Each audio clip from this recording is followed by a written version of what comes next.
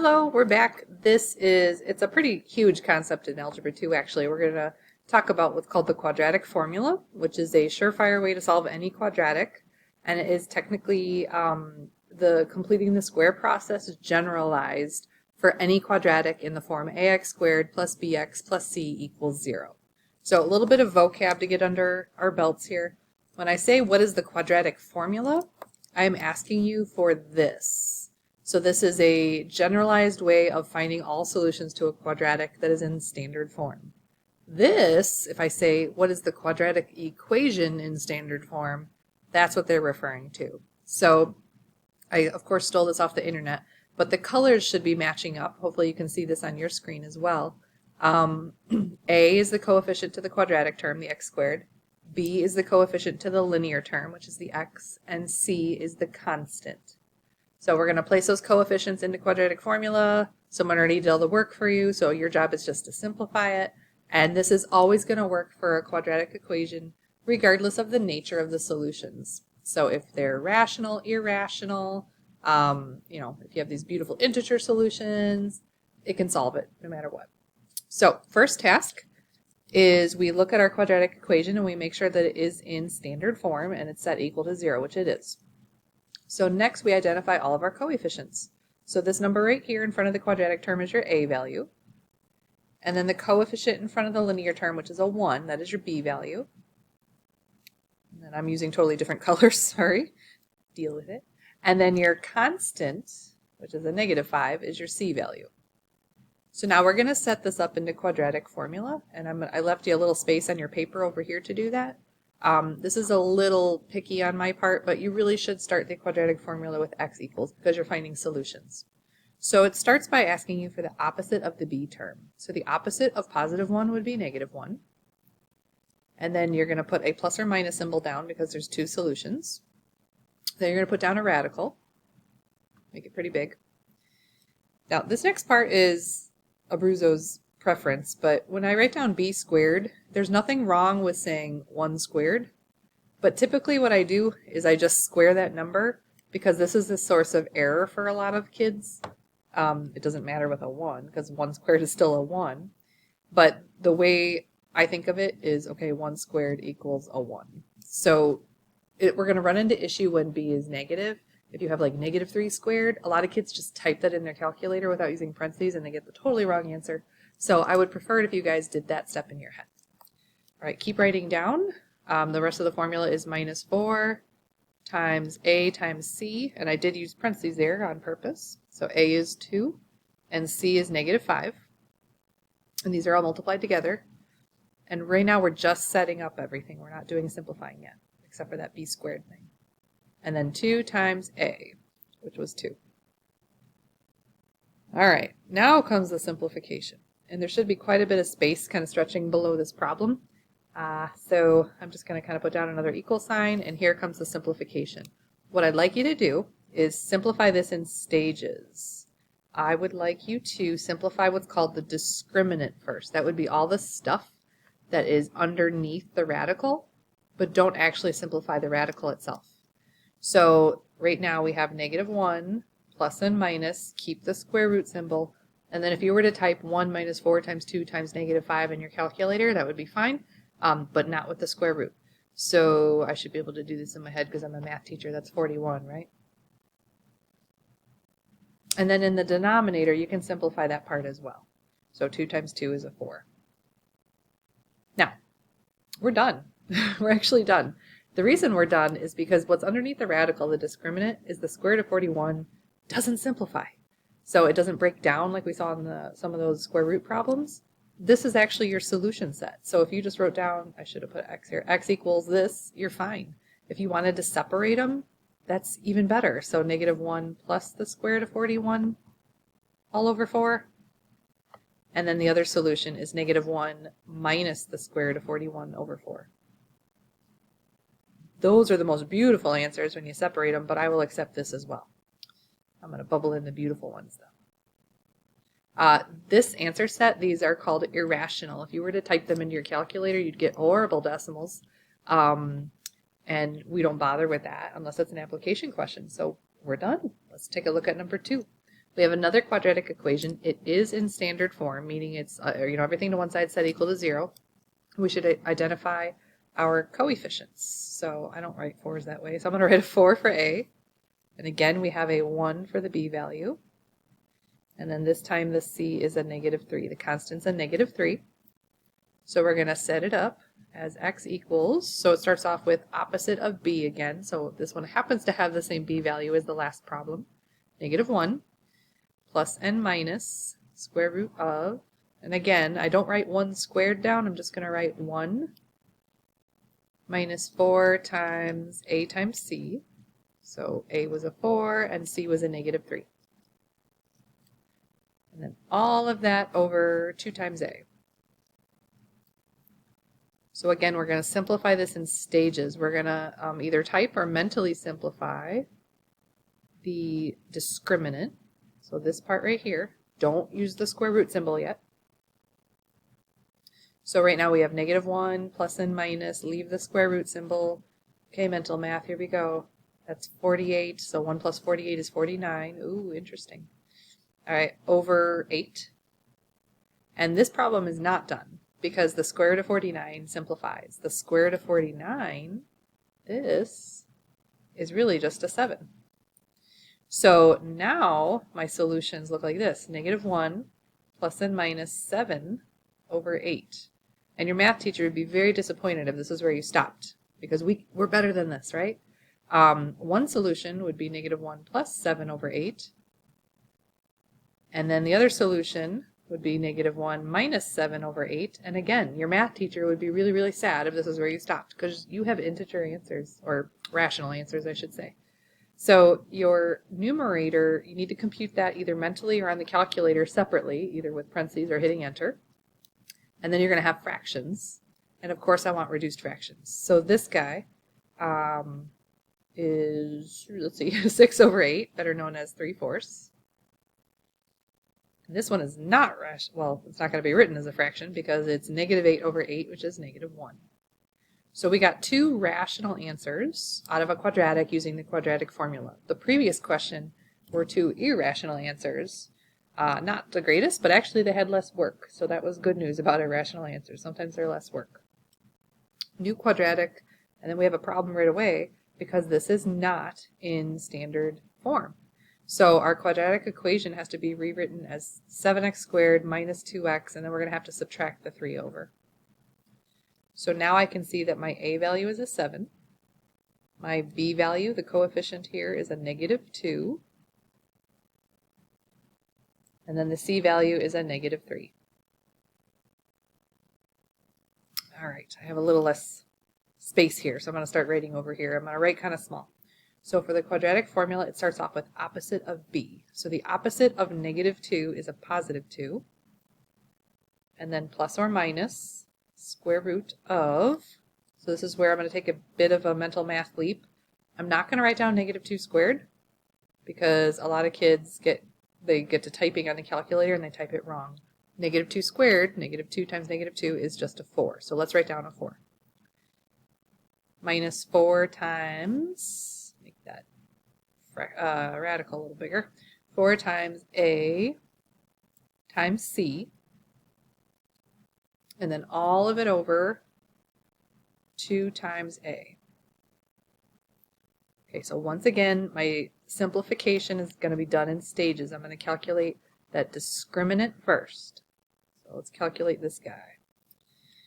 I don't have a calculator handy, so let's see. 2 plus and minus, leave the square root symbol. Ooh, you know what? I think I'm going to give up. My mental math skills are weak. It's August and I need to wake back up, I guess. Ugh. Get out of my way, face. Okay, so I need to type in 4. Let's see, that'll be a plus 28 times 3, whatever that is. How y'all doing? Doing good, right? Quadratic formula, really exciting. I know. It's awkward. Okay. And now I've forgotten the problem. Okay, I think it was 7 plus 28 times 3. I did a little bit of mental math, which was always dangerous, but let me just double check. Oh, see, it was 4 plus 28 times 3. Mm-hmm.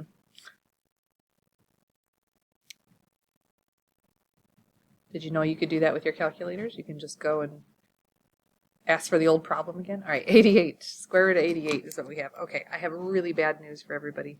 This problem is going to be super fun. And by fun, I mean work. All right, 2 times 7 is 14. All right, here we go. 88. Square root of 88. It is not a perfect square, but 88 has a perfect square inside of it. So just like how we would break down radicals before, we have to do that same thing here with the 88. So I think about all my perfect squares, and I want to go as big as possible. And turns out it's not that exciting. 4 is the biggest perfect square that is a factor of 88. It is 4 times, 22, right? And I know that's the biggest one because like I'm doing some mental math, and 22 doesn't have any perfect squares in it, so we're good. Now, the square root of 4, we're going to call that a 2. So what we have right now is a 2 plus and minus 2 square roots of 22 over 14. Ladies and gentlemen, we're still not done. This is not fully simplified. If you come through and you look at all of your coefficients, so we have a 2 right here, we have a 2 right here, not the radical, just the coefficient, and we have a 14 right here. All of those coefficients can be divided by a common factor of 2. So I'm going to come through and I'm going to cut all of these by a 2. So this becomes a 1, this becomes a 1, and this becomes a 7. Now, good news, we're there. Bad news, you probably don't have any room. All right, so our solutions, and we're going to leave them just like this. 1 plus and minus, you don't have to put a 1 here, the square root of 22, all of that over a 7.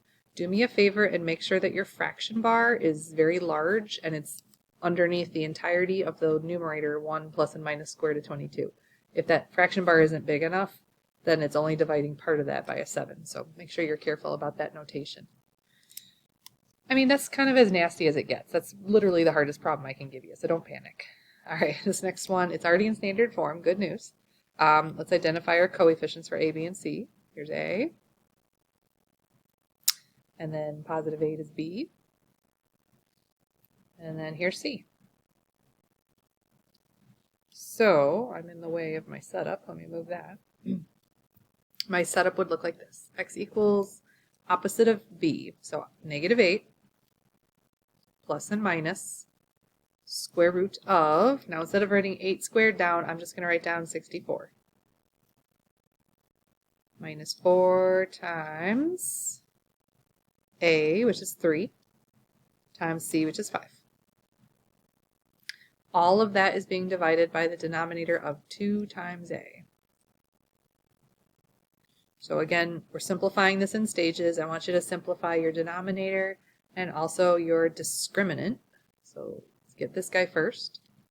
So we have x equals negative 8 plus and minus.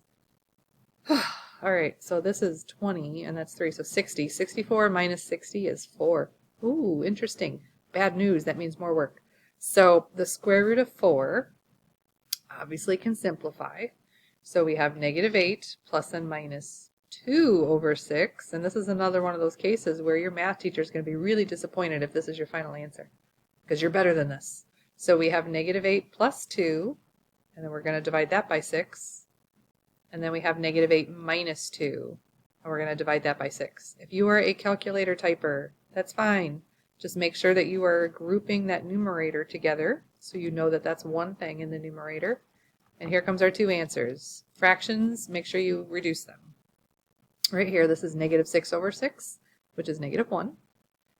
And then this guy would be negative 10 over 6, which would be negative 5 over 3. So we get two answers. They're rational, so we were able to actually split up and give the two answers separately. It is important.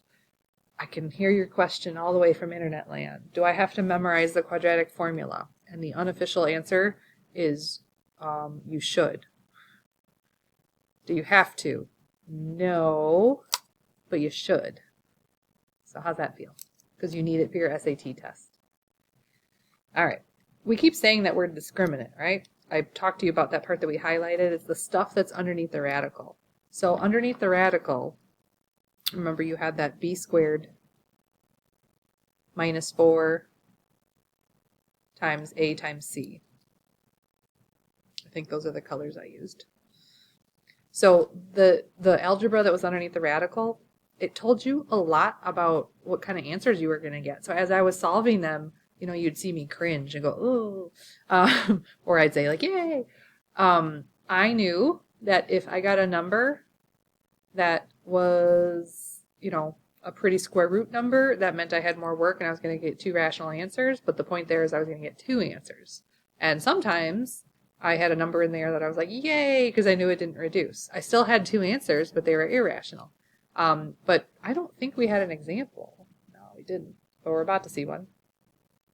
You can actually get a discriminant of 0. And what does that mean? Well, let's think about that. I'm just going to make up a problem real quick. Let's say my quadratic formula was coming out to look like this. -3 plus and minus the square root of, I'm going to leave the discriminant blank, over 2. So let's talk about what's underneath this thing. If it was a 0, what's the square root of 0? It's 0. So you'd end up with -3 plus and minus nothing over 2. So you just end up with -3 over 2. Like you wouldn't get 2 different answers like we kept seeing. So if you have a discriminant of 0, you are going to get 1 real solution. Which is kind of nice because it's not a lot of work. We didn't see an example of that, but it does happen. Now what if what's underneath this radical sign in the discriminant, what if we have a positive number? So what if we had something like 17? Well, we would end up with -3 plus and minus, and then the square root of 17 over 2. Now those are gross answers.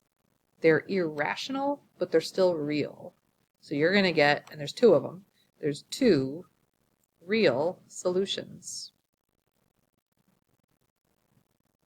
Face, always in the way. Now this we have not talked about yet. What if I get a negative number? What if I get a -6? And your correct answer should be, I don't know. So maybe we would explore something on the calculator. If you go to your calculator and you type the square root of -6 just to see what kind of answer it gives you, unless you have a weird mode turned on, your calculator should be telling you you have a non-real answer. So we're going to learn in the next lesson, actually, that you're going to get an imaginary number here, and you're going to get two solutions that are imaginary. So this is coming up more so on the next lesson. But if you have a negative discriminant, that means you have 2, and you can say non-real solutions. Whoa! I don't know what just happened. That was my face. Very large, so sorry. I don't have enough makeup on for that. Sorry, guys. All right, so 2 non-real solutions is what I was trying to write. Oh, I must have pressed this full screen. Don't ever press that again. Another way of saying 2 non-real solutions is you can call them imaginary. Because we're going to have some imaginary numbers. It's a little foreshadowing to the next lesson, okay? So let's calculate the discriminants for these 3 questions and show you how just one little slight tweak to your quadratic equation, how that can make things really different. So b squared would be -6 squared. And I know normally I just calculate that, but for now I'll write it down. Minus 4 times a times c. So a this time is a 1, and c this time is a 9. On the contrary, this problem, we have a couple changes here. Nope, just one change. We have still -6 squared minus 4 times, the a is now a 2, times c, which is still 9. And then over here, still have a -6 for the b value, so -6 squared minus 4 times, they have a as a 1, and this time they have c as a -9. So let's see what this means. All right, I could type this in my calculator, or I could mentally do this. I don't have a calculator handy right now, so I'm just going to do this. So that's 36 minus, this is also 36. So we got a discriminant equal to 0. What that means is we would have one real solution. And that's how you can abbreviate solution, by the way, for math. What this would look like is your graph of your parabola. Let's see, okay, so it would bounce off of the x-axis. Happens to bounce off at x equals 3, by the way. But you're going to see it doesn't come through and cross twice. That's why you're only getting one solution. We'll talk more about that in the next semester. So here you have a 36 again, but what do we have here? Let's see, that's 8 times 9 is 72. So we end up with a negative 36. I feel like I just calculated something wrong. But the point is, because we have a negative discriminant, that means you have 2 non-real solutions. Now, another way of saying that is that you have 0 real solutions. And the reason you're going to, okay, if you were to graph this, I don't know exactly what this looks like. I'm just kind of making this up. Basically, it would be up here in no man's land, where the parabola is not crossing the x-axis anywhere. So there's no real solutions because they're imaginary. Yeah, we'll talk more about that later. All right, and then here again we have a 36, and then this time it's plus 36. So your discriminant equals 72, which is obviously a positive number. So that means you have 2 real solutions. You're going to ask me what it looks like, and my answer is I don't quite know, but something like this, where your parabola is going to cross through the x-axis twice and have 2 very visible solutions. What are those solutions? Nothing nice. They're irrational, but they're still real. They're just not rational. Okay, that was your very brief intro into quadratic formula. It is a huge, where'd my face go? Oh well. Okay, oh, there I am. It's a very huge concept in math, and the good thing about quadratic formula is it works for all quadratics. So if you are ever in a position to solve a quadratic and you're just not really sure what direction to go, because we will have that in the future where you can use any method you want, the quadratic formula always works. So keep that in mind. All right, good luck, everybody.